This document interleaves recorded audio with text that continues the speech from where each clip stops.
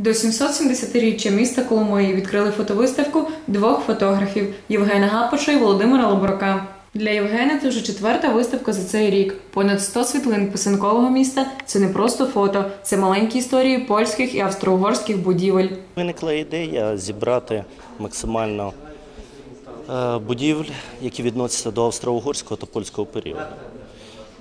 З часом переважно на це пішло 3-4 місяці. Суто виставка направлена показати іншим коломиянам, що наше місто дійсно гарне, має багату історію, має гарну культуру. В експозиції є фото першого повітового поштового відділення, теперішнє приміщення першої школи імені Василя Стефаника, де раніше розташовувалась Коломийська цісарсько-королівська гімназія.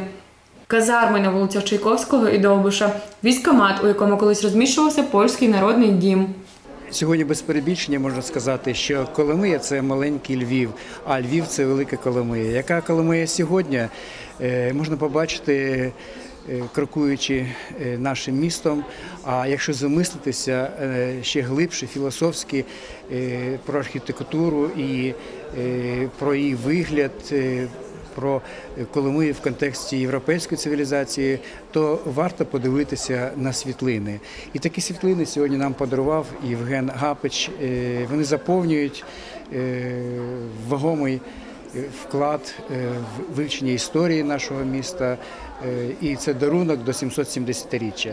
Видається реальним, що через 10-15 років будинків, які зафіксовані на світлинах, може й не бути. Якщо їх зруйнують, то пам'ять про них залишиться назавжди у фотографіях Гапича. Відвідали цей культурний захід представники різних галузей нашого міста.